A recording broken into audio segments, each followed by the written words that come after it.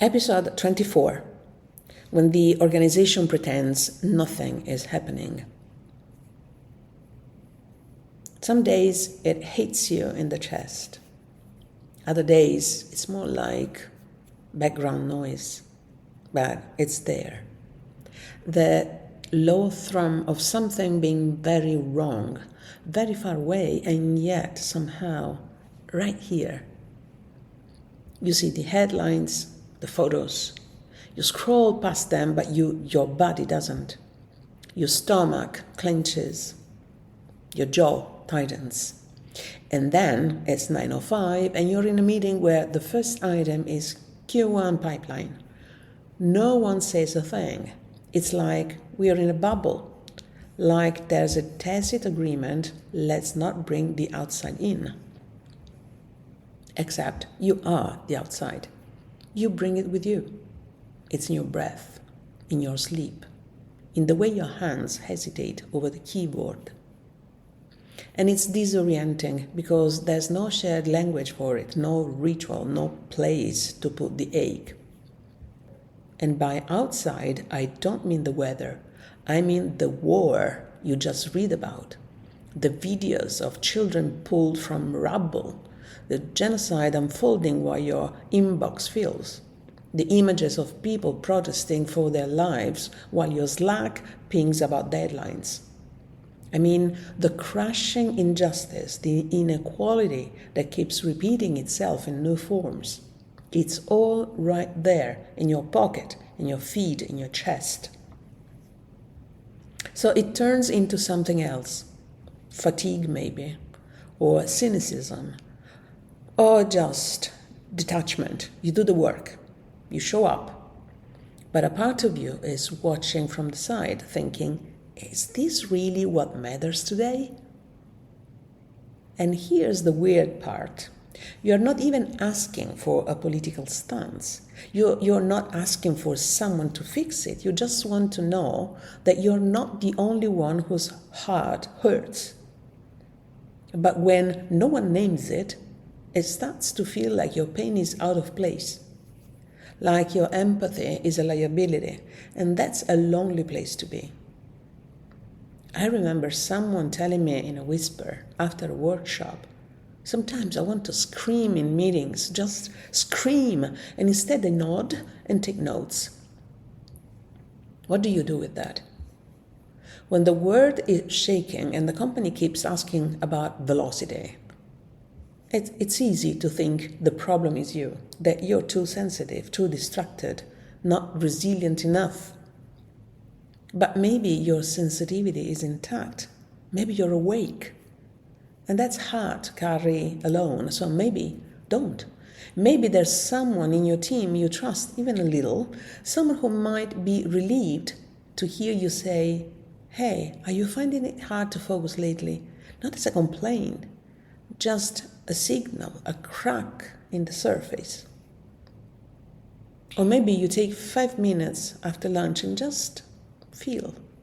No phone, no fixing, just notice what's there. And if you journal, maybe write the question, what's the cost of pretending I'm not affected? Not because anyone's asking you to fake it, but because the culture often does. This isn't about heroics. It's not about confrontation. It's about staying close to what's real inside you, even when the organization drifts into numbness. And yeah, sometimes you'll still have to sit through meetings that feel like theater. Sometimes you will still have to smile when you want to cry. But even then, you can keep a small part of you anchored in truth. It might be invisible, but it matters. It keeps you from disappearing.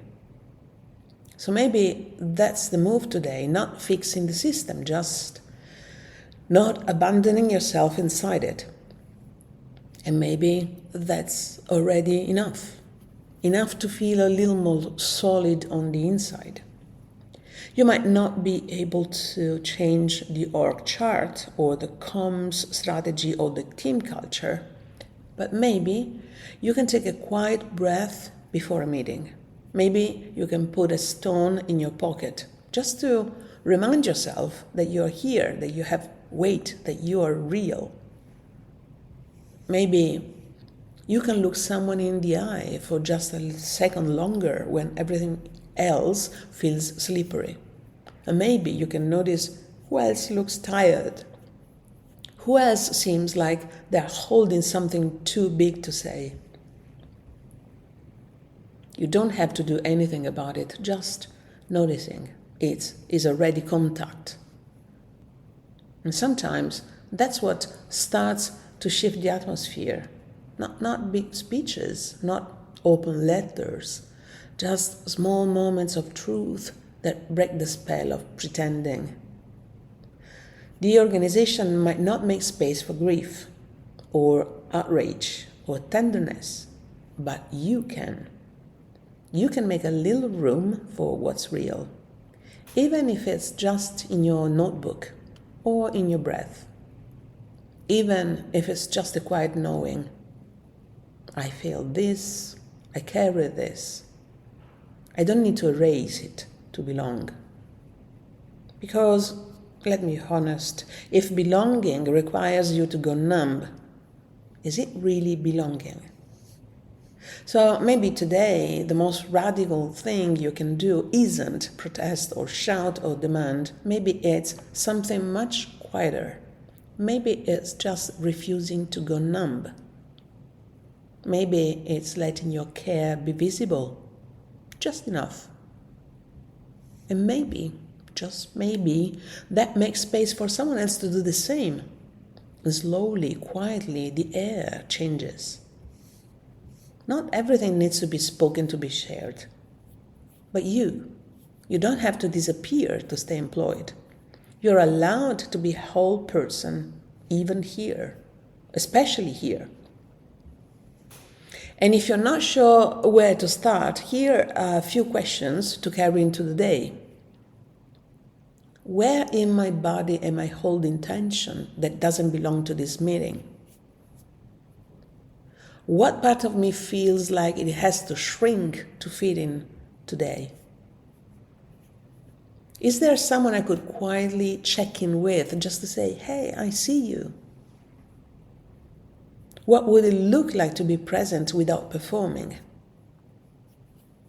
These questions aren't for fixing, they are for anchoring.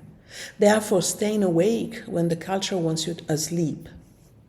And if the emotions feel too big, too messy, maybe try this. Step outside, even for a minute. Look at something alive, a tree, the sky, your own breath.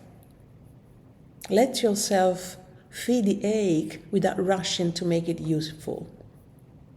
Scribble one word, just one, that names what's alive in you. Keep it in your pocket. You don't have to do anything with it. Just know it's there, that you are there. And maybe you don't have to wait for permission.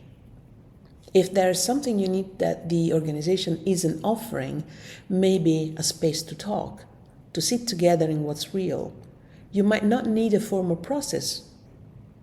You might just need one other person to say yes. It could be a lunch break in silence, a message that says, want to talk not about work? A 20-minute circle once a month where people can name what they are holding. No fixing, no policy, just presence. And if you are in HR or you lead a team, you could quietly ask, what conversations are already happening in the shadow? What's the cost of not making space for them? What's the smallest gesture I could make to show it's safe to feel here? You don't have to orchestrate a big initiative, just open a door. Even a crack of light can shift a room. This is the quiet work, the interior resistance, the invisible leadership of staying human. And maybe that's what this moment needs most. This is The Orange Twist, and I am Giovanna D'Alessio.